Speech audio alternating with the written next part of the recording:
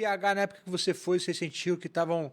Porque a gente estava falando sobre isso aqui, né? Que você está em São Paulo agora, Uhum, e eu estava falando que eu acho até o Rio meio parado, né? Aí você uhum. falou assim, pô, cara, imagina BH, né?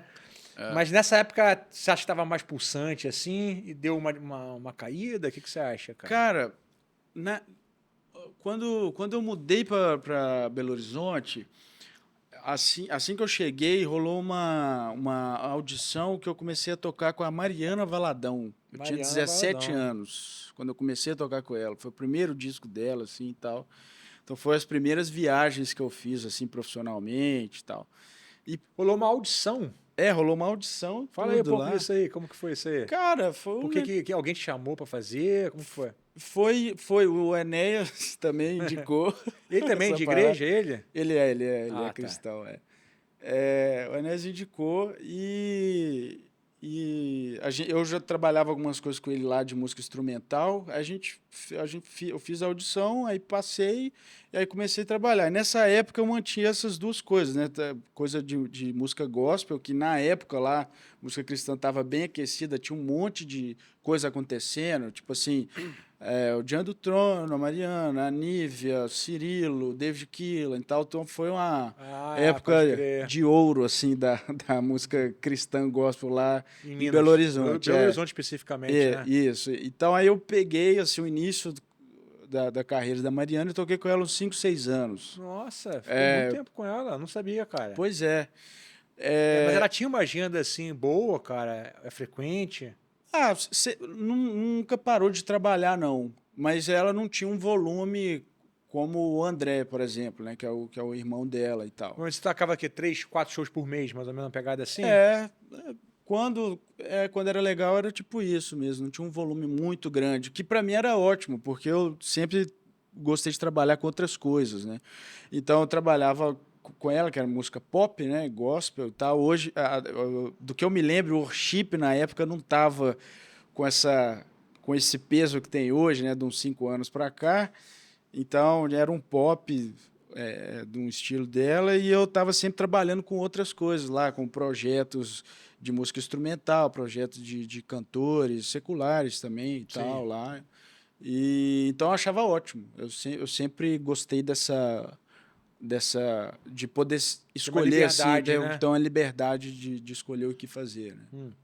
E você saiu por algum motivo de carreira assim, ou realmente ela meio que desistiu também? Eu não sei, nunca mais ouvi falar dela. Cara, depois que eu saí, eu perdi o contato, assim, geral.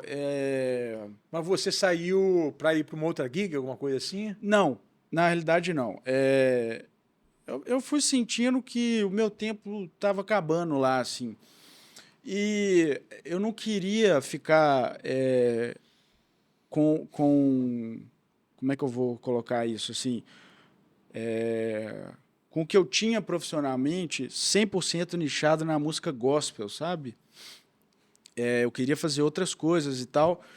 E ficava um negócio que era até meio engraçado, assim, que a galera da música instrumental, e desde essa época, assim, eu já compunha, eu já era super ativo com o meu trabalho, assim, de música instrumental.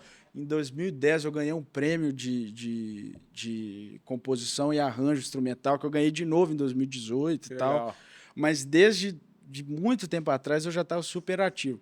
E aí era uma coisa interessante que acontecia, que a galera da música instrumental fala assim, ele lá que toca com os pop, né, com os gospel e tal.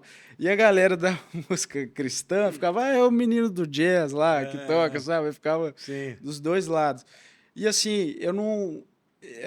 Ecleticidade, assim, né, no sentido da palavra, é uma coisa que sempre foi um negócio que eu curti fazer, assim, sabe? Tipo, de realmente curtir tocar várias coisas. E eu acho que eu estava sentindo na época, eu não lembro exatamente assim do meu sentimento para tomar a decisão, mas acho que eu estava sentindo que as coisas estavam ficando muito por ali, porque eu tocava com ela, aí acabou que eu toquei com outros artistas cristãos também e tal. Então eu quis dar uma desvencilhada um pouco assim disso, entendeu? Entendi. E aí acabou que Deus direcionou as coisas também. Assim que eu saí, eu comecei a tocar com o Vanderly, que faleceu depois em 2016, que foi um artista que eu gravei algumas coisas. Ele é de Aí BH também? Vanderly é de BH. Não sabia não.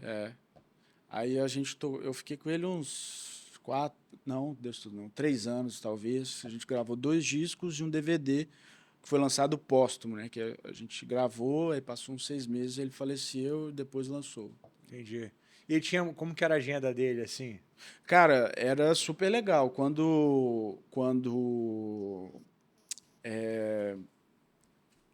A gente fez a primeira turnê dele, era bem puxado, assim. Foi, sei lá, tipo, tinha mês que teve uns 13, 14 shows, Caramba, assim. entendi. E é interessante porque ele não não foi um artista mainstream, assim, né? É, Mas era bem. Tinha uma agenda de Sesc, de evento, assim, que era super legal. quando o cara tá ele entra nesse circuito aí, é interessante, né? Porque é um cachê legal Sim, sim. e os shows têm qualidade, né? Uma estrutura boa de som e tudo, né? Artisticamente é maravilhoso, cara. Assim, para mim foi ótimo, assim, fazer essa transição na época, Sim. sabe? Então você estava com quantos anos, mais ou menos, quando você entrou no Vanderly? 21, eu acho. 22, E aí talvez. você nunca mais fez nada no meio gospel, assim? Não, fiz. Fiz sim. Eu gravei um trabalho da Ariane, que é Como Cantavam Nossos Pais, que é um projeto de releitura de músicas antigas e tal. Não é assim que eu quis romper com a música gospel cristã, mas é porque assim eu estava sentindo pouca afinidade, sabe? Musicalmente falando, né? Musicalmente, principalmente. Mas depois eu fiz outras coisas. Tem um conjunto que chama Canto Verbo, um conjunto é bom, né? Uhum. Que eu ainda mantenho um trabalho perto deles, assim, e tal, que são amigos meus, um inclusive é meu primo, que é um amigo meu de infância, que é o André Costa e tal, e eu estou sempre próximo, assim, ajudo, faço alguns arranjos e tal, estou sempre acompanhando. Não é um desvencilhamento, eu não, sabe, Não, não é deixo... trauma. Pô, fiquei traumatizado com o meio gospel, eu nunca mais entro lá. Não tem nada a ver. Eu entendo, cara. A música gospel, no geral, no Brasil, é uma música pop. Ela não tem uma riqueza harmônica. Não é tão interessante assim para quem gosta de tocar música instrumental, jazz. Não tem aquele atrativo, né? Você não tem muita coisa para você ir. Eu não estou menosprezando também. Eu acho que Sim, todo tem o um trabalho valor. pop tem as suas dificuldades ali também, né? Timbrar bem, tá dentro da proposta. Mas eu concordo com você também. Fiz algumas coisas no meio gospel, cheguei até a produzir, cara. É mesmo. Mas eu falei, pô, não é um lance que também queima dentro de mim como músico, né? A gente tem que estar feliz com o que a gente está fazendo, se realizando profissionalmente, né, cara? Pois é, então, do jeito que as coisas estavam naquele momento, e eu não estou culpando ninguém e nada, às vezes era eu mesmo, tá, sabe? Eu tava me sentindo, sabe, meio fora, assim. Aí eu tomei uma decisão, falei com a minha noiva na época, noiva ainda na época, e sai fora, sabe? Sim. Não teve treta nem nada, assim, né? É, Não vou tem um. revelar nada bombástico, porque não teve. Não, mas tem uma galera do meio gospel que faz uma música sofisticada, né? Gerson Borges, Sim, João sim, Alexandre. Tem uma galera, mas não é ninguém que tem uma agenda, sim. que paga um cachê bacana, né? Também não sei, tá? Pode ser que pague um cachezaço, não tô sabendo. Mas não é um artista que tem essa movimentação toda, né? Assim, hoje eu trabalho com o Marcos Almeida, por exemplo, que é Não conheço. que era ele é do Palavra Antiga, lembra? Também não conheço, não. Como eu Então, não sou você tá crente de berço. mais, eu sei, tá. É porque o Palavra Antiga fez sucesso bastante assim na juventude, uns 10 anos atrás. Aí o Marcos saiu, ele tem carreira solo. Só que ele é um cara assim muito cristão assim, super ativo, assim, um exemplo assim para mim e muita coisa, um cara super gente boa. Aí eu gravei o último trabalho dele e tal, que foi ao vivo lá em Belo Horizonte. Só que ele não está dentro desse contexto de música, vamos dizer, música evangélica, para a gente Uhum. diferenciar as coisas, sabe? Então, não é nada sabe, com a instituição da igreja, assim, Sim, nada. É sim. simplesmente uma dissociação assim natural de como as coisas foram acontecendo, sabe? E aí nesse tempo também que as coisas foram mudando, eu comecei a tocar com o Vanderlei e aí foram aparecendo outras coisas, né? Que aí O Flávio Venturini me chamou para tocar, eu gravei coisa dele e tal. Supostamente eu ainda mantenho trabalho com ele, mesmo lá em São Paulo e tal. Então, assim, foi um ponto necessário para mim, né? Obrigado por ter assistido a esse corte do Starlink Cast. Você pode assistir o episódio completo aqui na descrição do vídeo.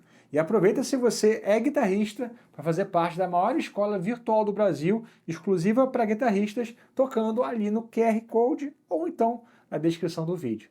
Te aguardo lá.